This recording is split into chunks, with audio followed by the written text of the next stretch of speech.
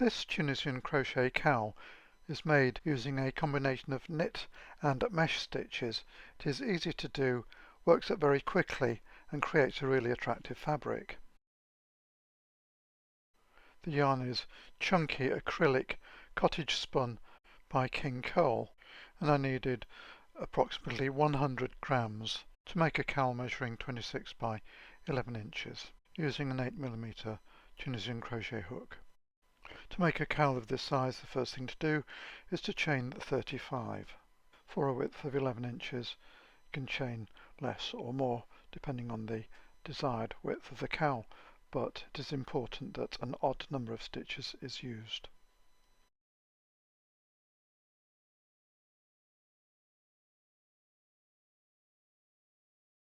Then cast on the easy way to create a Tunisian crochet foundation row. The video link to how to do that is above.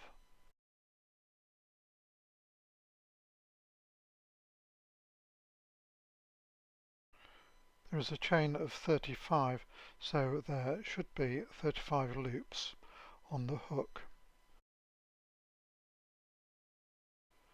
This is a normal return pass, first chaining one, marking the space, and then yarning over and pulling the yarn through 2 loops all the way along the row till there is only one loop left on the hook.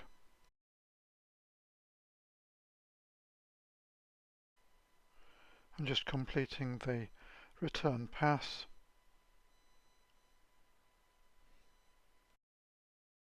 And with one loop on the hook now for the forward pass.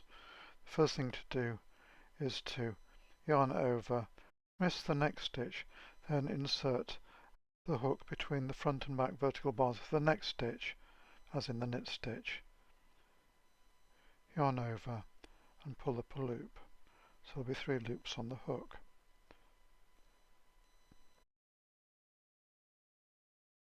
And simply repeat this along the row.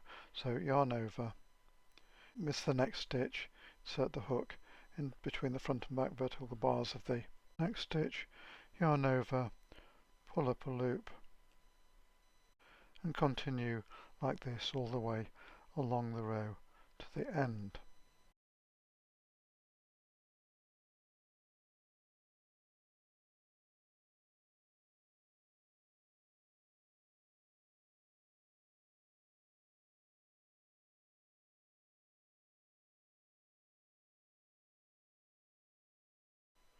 With the last stitch being into the marked space at the end of the row, yarn over, pull up a loop, remove the stitch marker, check the number of loops on the hook.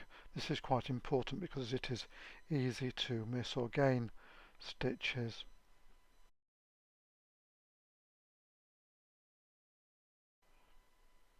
Chain 1, mark the space at the end of the row, between the 2 vertical bars on the left and 1 on the right. Do a normal return pass until there is 1 loop left on the hook. I'm now approaching the end of the return pass.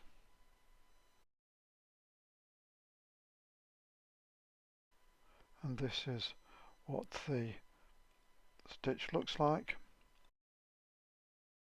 The next forward pass will be exactly the same as the previous one, so yarn over, miss the second stitch, then insert a knit stitch into the stitch after that, yarn over, pull up a loop, and keep going all the way along the row to the end with yarn overs and knit stitches.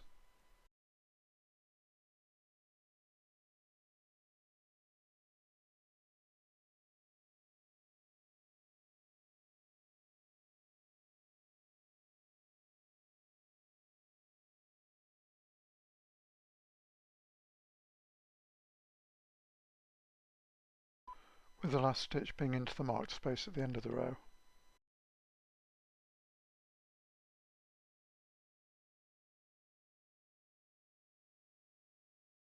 Now for a normal return pass, chain 1, mark the space at the end of the row.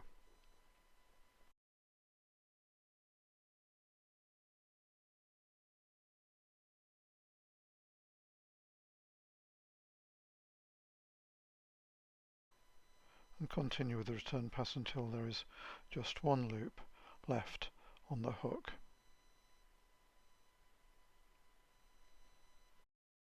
This is what the created fabric looks like, and continue with knit mesh stitch forward passes and normal return passes until the fabric is of the required length.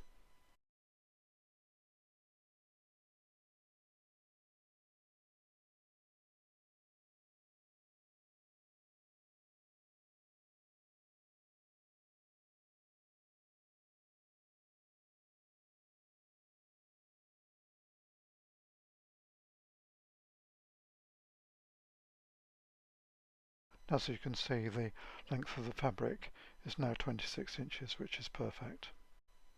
And at this stage all that remains to be done is to add a twist and then slip stitch the ends of the fabric together. And for this I've switched to an ordinary 6mm crochet hook.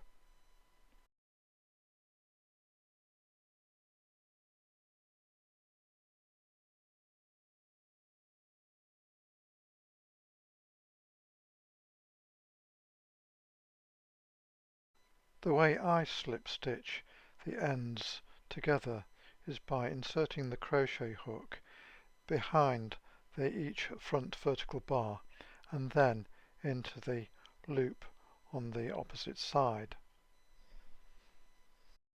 Then yarn over and pull the yarn through all the loops, leaving one loop on the hook, and continue all the way along the row until the marked space on the other side of the row.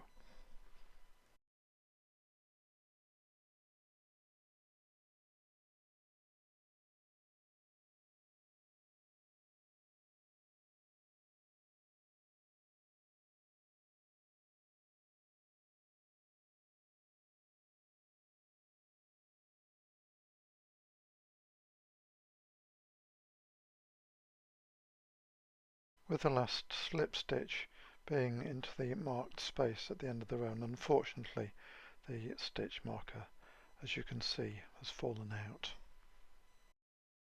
Then at this stage I secure the loop, check the cowl for size, and if everything is okay, cut the yarn and sew in the loose ends, and the cowl is complete. This is a completed cowl. This slip stitch makes a very neat join between the two ends and has the added advantage that can be easily undone if required.